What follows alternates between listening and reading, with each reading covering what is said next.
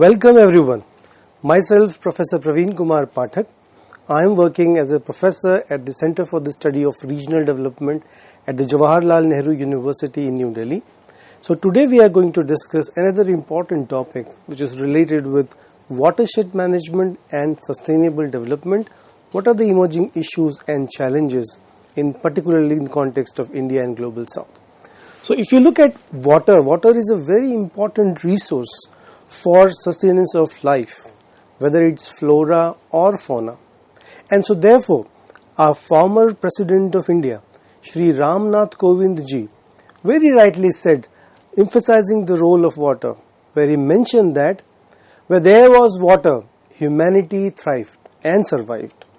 In the present times, we humans search for water as distant as the moon. At the same time, we have been negligent in preserving water resources on our own planet. So in a nutshell, these important lines very much signifies the travesty of the present day situation. On the one hand, we all know that availability of water in this planet is very, very small, particularly the fresh water. If you see this planet Earth, more than 75% of this planet is covered with oceanic water. However, that is not directly amenable for human use. On the other hand, the proportion of the fresh water, which is less than 1%, is very small and dwindling with increasing pressure of the world growing population. And so therefore, it's very important for us as a human society to understand and appreciate and come out with innovative ways of making the most efficient use of water resources in a way that not only do we satisfy the diverse economic functions and necessities of human requirements, but at the same time we should also ensure the extent to which the water availability in the world remains, or we can rejuvenate the water resources so that the future generation and diverse form of flora and fauna would also find scope for flourishing.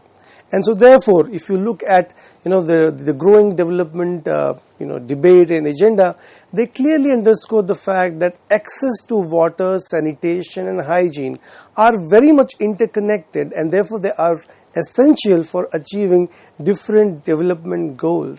So for instance, if you look at SDG goals, most of the SDG goals are very much related with ensuring water security, whether it is elimination of poverty, deprivation or hunger, or it is about reducing inequalities and promoting good health and well-being.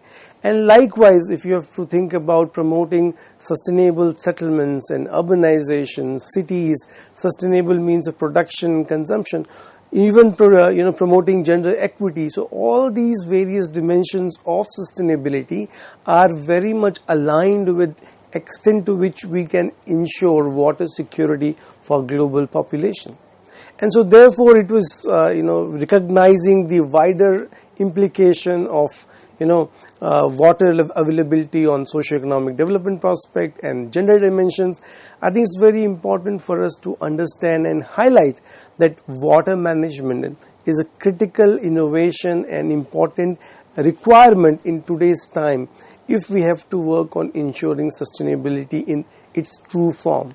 And if you look at any other SDG goals, they are directly or indirectly related with water, sanitation and hygiene.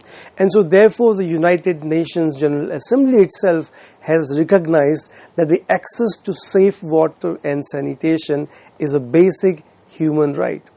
And given these recognition, the scientific management of water today is a very important necessity. It's very vital for the growth of any country today, and India holds no exception. Given the growing population base in the country, given the emerging economic systems of the country, and given the diversity that India upholds, it is very important for us to emphasize upon management and conservation of water. And recognizing this important opportunity, the government of India today, under the leadership of the Honorable Prime Minister Shri Narendra Modi ji, has come up with a new ministry known as the Jal Shakti Ministry or Mantralaya, which has the major objective is to bridge the water challenges which are faced by the country at large. The new mission which has come forth is known as the Jal Shakti Abhiyaan, a campaign for water conservation and water security. Now, my dear friends, we all know that given India's huge population base and given our geographic and climatic diversities, there are distant parts of this country which is facing chronic problem of water scarcity. For instance, places in the western part of the country, states like Rajasthan, Gujarat, Maharashtra, even southern states have chronically been facing the problem of water scarcity on the one hand. On the other hand, if you look at the Himalayan state and the northeastern states, which are endowed with the perennial river systems that traverse through the Great Plains and goes to the Bay of Bengal. So we have a tremendous diversity in terms of the availability of water resources. But even in these Himalayan states and the northeastern states, because of the weak or limited infrastructure at the macro level and also at household level, it often becomes a very, very challenging task to manage and conserve water resource. And given this enormous challenge, if you look at any important activity that is related with human population, whether it is through agriculture, majority of our population resides in the rural areas, close to 69%. And most of the people are engaged in agriculture allied activities in these villages and rural areas of the country today. And so therefore for agriculture, among various inputs, one of the important input is the water resource. And large proportion of agriculture in India today is being done through wells, water being pumped through various means, through generators and electricity, diesel, etc. So well is the predominant source for irrigating agriculture fields in the country today.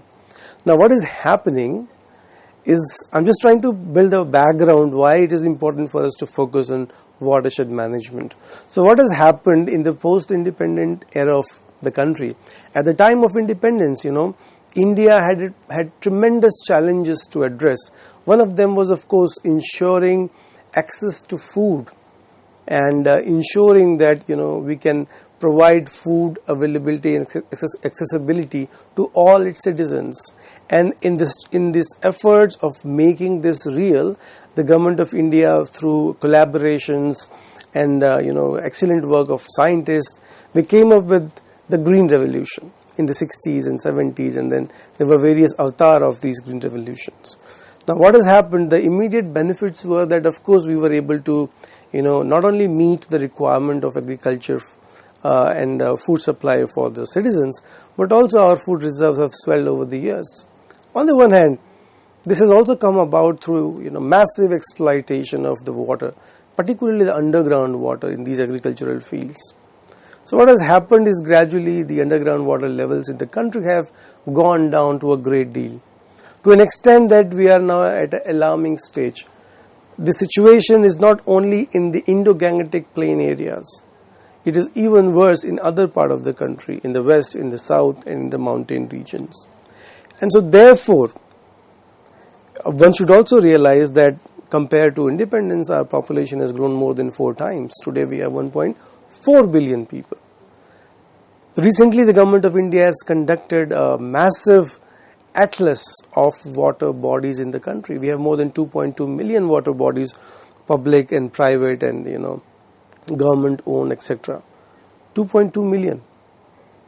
But the number of these water bodies and the capacity is not increasing over the years.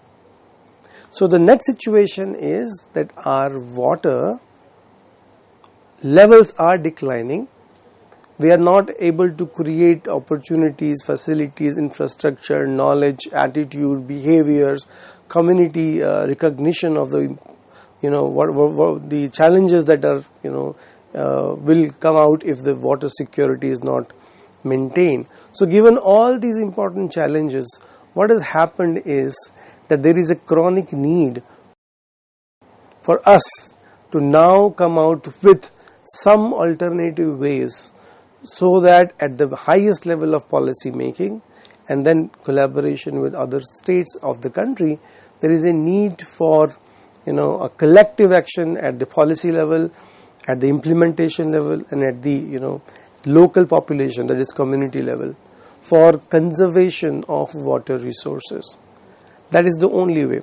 So recognizing these different facets of how for various economic activity, agriculture is one, industry is another very important sector wherein water is very much necessary, whether it is heavy industries, MSME if you talk about, or basic industries, cottage industries, any industry if you talk about, even in tourism sector, transportation, tourism, every sector requires water for its processing and for its output. And of course the households in the countries, the number of households also have increased over the last 70 years. So the demand for water for household consumption has also risen to a great extent. So given these increasing demand for water and dwindling supplies, because the water resources are not increasing, the pressure is rising, rejuvenating capacity of river water, lake water, underground water, etc. is not increasing anyway, because with urbanization what has happened is that on the one hand we are clearing the natural land cover, forests are being cleared out to make space for new cities and settlements, etc. So the net result is the natural process of the water cycle is being, hydrological cycle is being disturbed. And so therefore now recognizing all these important, vital, critical challenges, when the government of India came up with this idea of setting a separate ministry of Jal Shakti, the whole idea was to create a movement, not only at the highest policy level, but all various administrative level and in the common mass, to recognize that it is very critical for our future to emerge as a strong economy going forward, and also to emerge as a responsible nation, because we are also participating as signatory of the UN IPCC, the UN Paris Agreement.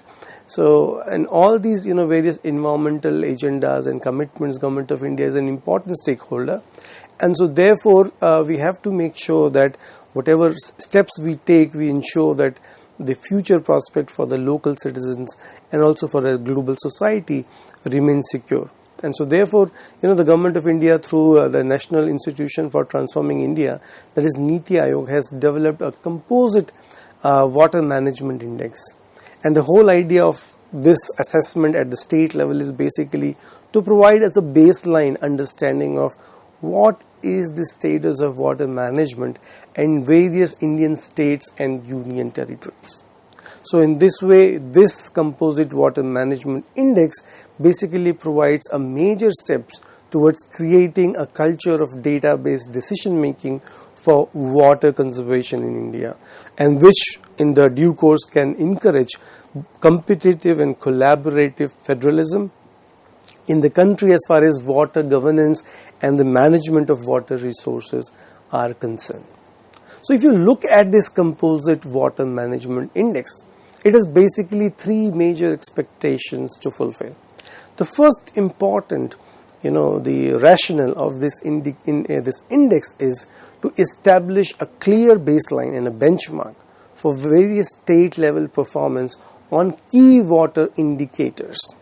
So when you talk about the performance, basically the idea is to understand what is the situation on the ground in different states, and then what different innovative measures are being taken at the level of the state in order to make sure that different water bodies are appropriately conserved, and what ways are being implemented to rejuvenate these water resources, both at whether it's rivers, lakes, dams, or underground water, and also promoting innovative ways of conserving water at the household level.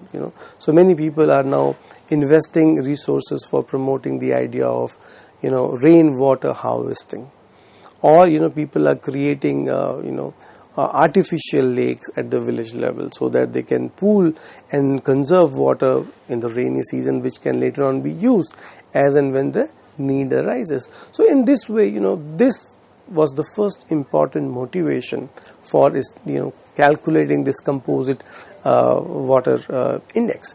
Second is, of course, to uncover and explain how the states have progressed on addressing the water issues over the period of time. So the major crux under this important rationale includes identifying states that are really doing appreciably well in terms of water conservation, water utilization, minimizing the wastage and treatment of water and reuse of water. So all these various inputs goes into understanding states which are doing exceedingly well.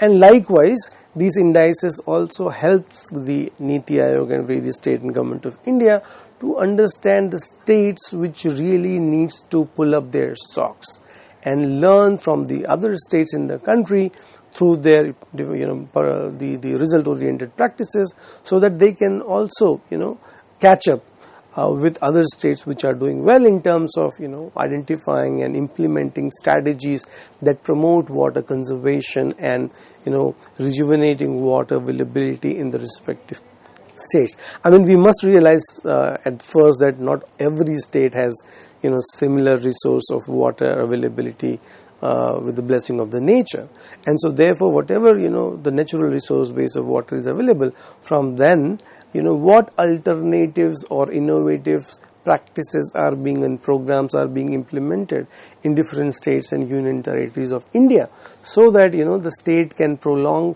the availability and accessibility of water to each and every sector of the economy and also to different section of the society, so that this basic idea of availability of water as a human right really being materialized for every citizen of the country. So this whole idea is basically where both all the states must learn and collaborate with each other. So therefore inculcating a culture of constructive federal competition among the different states and union territories of India. And the third important motivation is identifying areas for deeper engagement and investment on the part of the states. So this is another important rationale of this index, because given that different states have various situations of water resources, and given that they have to come out with alternative, because the situation in, for example, western states like Rajasthan and Gujarat, where predominantly large part of the states is part of deserts, and likewise if you go to Himalayan states or the northeastern states, essentially high mountains, several times covered under the snow, thickly densely forested areas, and if you look at the coastal part of the country, and if you look at the Deccan Plateau, all these diversities in terms of its geology, its hydrological composition means that these different states have to come out with context specific programs and policies that can help to promote availability of water in the present generation, and also ensure that the water availability remains the same for the future generations. So with these three major motivations, this composite water management index proposed by the Niti Aayog is actually developed in close collaboration with these multiple national and stakeholders, and involves a robust data validation process. So in this way, with SDG era of development planning and program implementation, the most important difference that we have seen then in the previous pre-SDG era is that the reliance on creating a digital and robust, uniform, harmonized database which allows us to understand the situation on the ground, and also to monitor once a program is implemented, then how the results are coming, so that if there is any need for a course correction in between, there are opportunities on the way. So if you look at this important findings of this composite watershed management index by the Niti Aayog in the year 2019, you can see the states on the left are the non-Himalayan states. So basically these are the states which are presented in 3 different categories: green, yellow and red, which basically means that states which are really doing well as far as watershed management programs are concerned, shown in the green color. So largely states like Gujarat, Andhra Pradesh, Maharashtra, which are performing relatively better off as compared to other states. And most concerning states shown in the colors, red colors, are states such as Jharkhand, Bihar, Uttar Pradesh, Odisha, Chhattisgarh. So such kind of states which are large states in terms of its demographic size and have relatively lagging behind development indicators. So basically, if you look at the diversity of states in terms of performance on innovative water conservation practices, so we face a tremendous diversity between these states within the same category, the non-Himalayan states. Similarly, even in the Himalayan states also, except Himachal Pradesh, we find that all the major states from Himalayas today are facing critical challenges, and so therefore these assessments provide us the basic understanding of where the scope for future action is needed. So most of the Himalayan states today needs to pull up their socks and implement programs and policies that can help to change the status that prevails today, if we have to move towards a future which is going to be more sustainable as far as water security is concerned. And likewise, even the union territories, if you see, like Delhi or Puducherry, they are also not performing as expected, and so therefore most of the states have to work in areas of water conservation.